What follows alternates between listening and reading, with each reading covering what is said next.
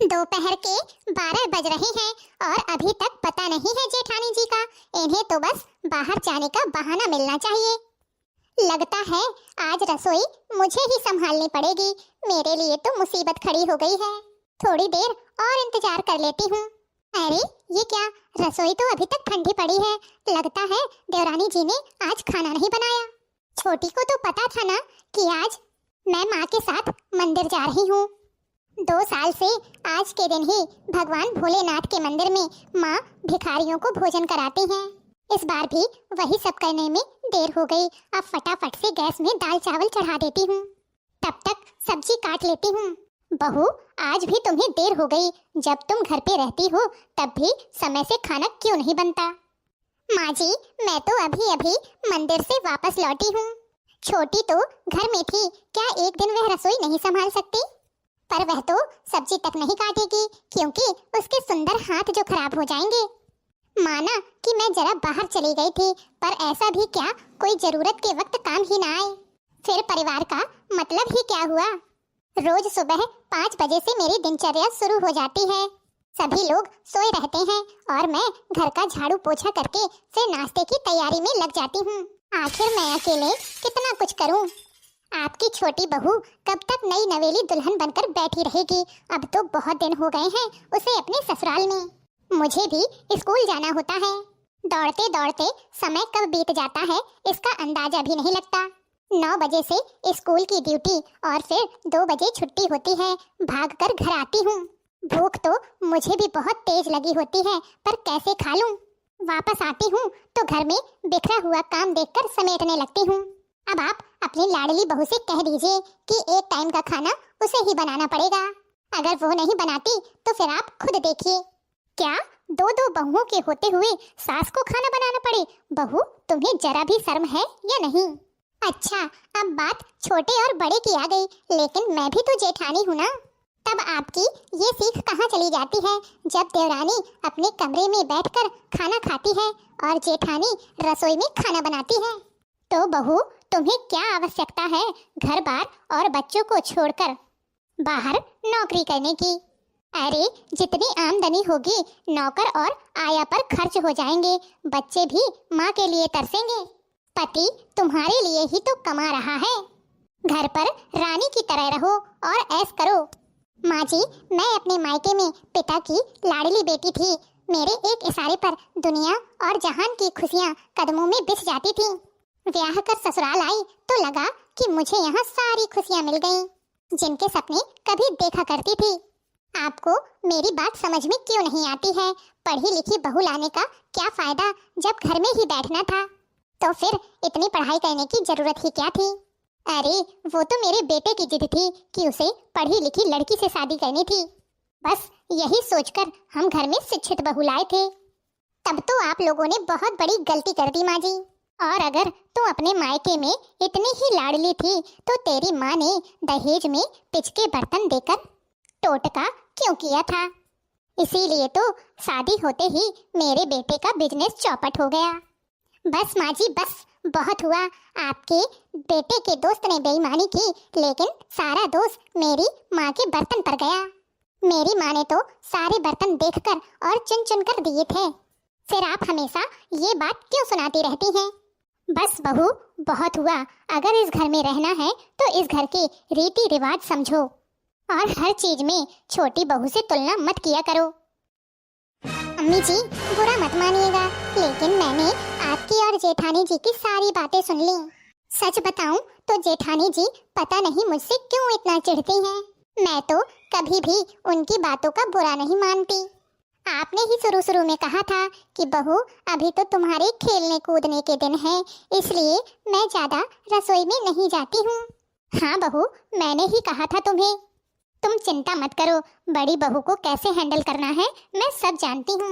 और ये क्या बहू, अभी तुम्हारी नई नई शादी हुई है, ना ही माथे पे बिंदी और ना ही हाथों में चूड़ियाँ, ये कैसा भेष बनाकर घूमती रहती हो?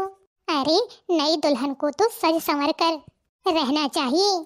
तुम्हें पता है बहू, आज मैंने मोहल्ले की कुछ औरतों को बुलाया है तुमसे मिलाने के लिए। अच्छा मम्मी जी? हाँ बहू, तो उनके सामने अच्छे से सज धज कर आना। और 2-4 गाने बढ़िया बढ़िया याद कर लेना, क्योंकि उन लोगों को मैं बहुत अच्छे से जानती हूँ। आते ही कहेंगी, बहू कोई बढ़िया सा गाना तो सुनाओ। अरे वाह मम्मी जी, आप तो अपनी सहेलियों को बहुत अच्छे से जानती हैं। हाँ हाँ, अब हर वक्त उनके साथ ही रहती हूँ तो क्यों नहीं जानूंगी। चलो जाओ, अब फटाफट से तैयार हो जाओ, तब तक मैं तुम्हारी जेठानी को दूसरे काम में लगाती हूँ। जब घी सीधी उंगली से नहीं निकलता ना, तो उंगली को टेढ़ा करना ही पड़ता है। अच्छा तो ये बात है, अब इनकी उंगली टेढ़ी मुझको ही अच्छे से करनी पड़ेगी। सब समझती हूँ मैं। अरे वाह, देखो तो भाभी कितनी सुंदर है, और भाभी का लहंगा तो गजब ढाई है। अरे ये सब तो ठीक है बिटिया, लेकिन सुंदरता के साथ साथ बहू संस्कारी भी होनी चाहिए। हाय कैसी कंजूस मिल गई रे सासू जी हमारी, हाय कैसी कंजूस मिल गई रे सासू जी हमारी।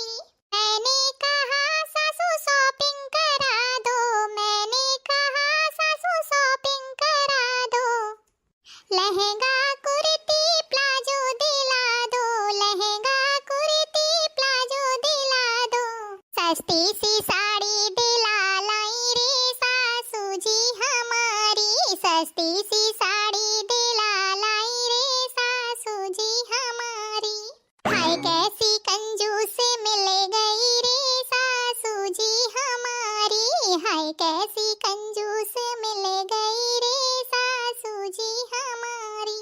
मैंने कहा सासू होटल घुमा दो, मैंने कहा सासू होटल घुमा दो, होटल घुमा दो पिज्जा बर्गर खिला दो, होटल घुमा दो पिज्जा बर्गर खिला दो, चाट बतासा खिला लाई रे सासू जी हमारी, चाट बतासे खिला लाई रे सासू जी हमारी।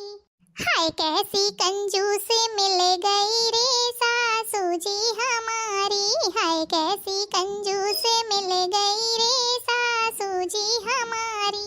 मैंने कहा सासू पार्लर घुमा दो, मैंने कहा सासू पार्लर घुमा दो, पार्लर घुमा दो सासू थ्रेडिंग करा दो, पार्लर घुमा दो सासू थ्रेडिंग करा दो, थ्रेडिंग करा दो सासू फेशियल करा दो, फेयर एंड लवली दिला लाई रे सासू जी हमारी, फेयर एंड लवली दिला लाई रे सासू जी हमारी।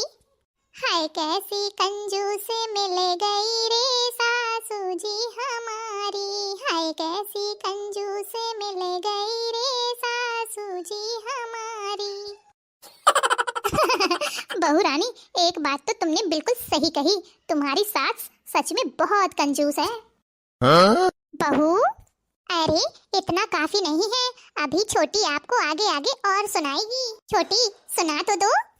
हाय राम राजा बुलाए गए अटरिया, हाय राम राजा बुलाए गए अटरिया, हाय राम राजा बुलाए गए अटरिया, हम और राजा अट्टे पे चढ़ गए, हम और राजा अट्टे पे चढ़ गए, हाय राम पीछे से चढ़ गई डोकरिया, हाय राम पीछे से चढ़ गई डोकरिया, हाय राम राजा बुलाए गए अटरिया, हाय राम राजा बुलाए गए अटरिया, हम और राजा सेज पे सोए रहे, हम और राजा सेज पे सोए रहे, हाय राम तकिया में घुस गई डोकरिया, हाय राम तकिया में घुस गई डोकरिया, हाय राम राजा बुलाए गए अटरिया, हाय राम राजा बुलाए गए अटरिया, हम और राजा रबड़ी खाए रहे, हम और राजा रबड़ी खाए रहे, हाय राम दोना चाटे डोकरिया, हाय राम दोना चाटे डोकरिया, हाय राम राजा बुलाए गए अटरिया, हाय राम राजा बुलाए गए अटरिया, हम और राजा हंस बतलावे, हम और राजा हंस बतलावे, हाय राम दांत निकाले डोकरिया,